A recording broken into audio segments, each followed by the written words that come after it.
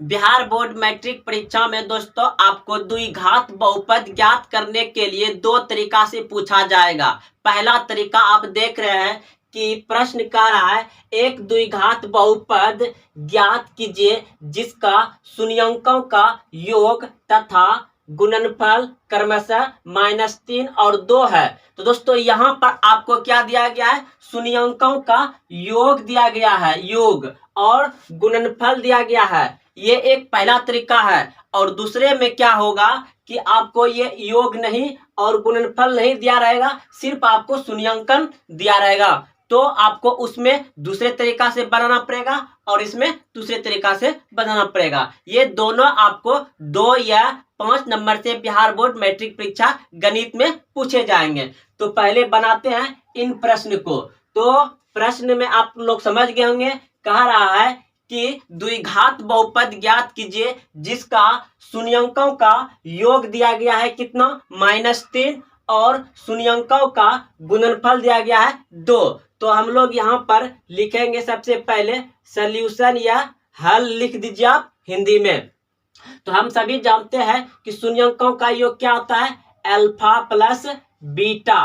तो कितना दिया गया है, -3, इस तरह से लिख लेंगे। उसके बाद फिर शून्यंकों का गुणनफल, तो शून्यंकों का गुणनफल कितना दिया गया है, यानी अल्फा, इस तरह से लिखते हैं इसको दोस्तों, अल्फा इंटू बीटा बराबर हो जाएगा आपका 2। अब हमको द्विघात बहुपद ज्ञात करना है, तो उसके लिए एक सूत्र होता है। तो सूत्र देखिए यहाँ पे हम लिख रहे हैं,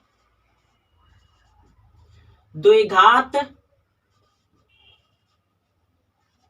बहुपद बराबर होता है x² minus alpha plus beta x plus alpha into beta.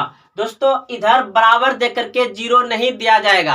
अगर इसको बराबर करके 0 दे देंगे तो द्विघात समीकरण हो जाएगा। हम आपको मिस्टेक से एक वीडियो में ऐसा बराबर में दे करके 0 दे दिया है, लेकिन वह भी चल सकता है, लेकिन इस तरह से सही मायने में ठीक है। तो अब हम क्या करेंगे, इसका मान हमको इतना दिया गया है तो यहाँ पे बैठा देंगे।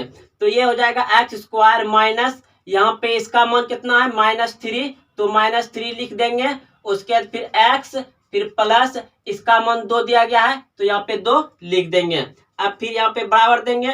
अब x², ये जब गुना होगा तो क्या हो जाएगा, प्लस में, तो +3, और ये गुना हो जाएगा x हो जाएगा, तो x² + 3x + 2, ये आपका बहुपद ज्ञात हो गया जिसका कि शून्यंकों का योग दिया गया था -3 और शून्यंकों का गुणनफल दिया गया था 2। तो ये आपका यहाँ पर आंसर आ गया।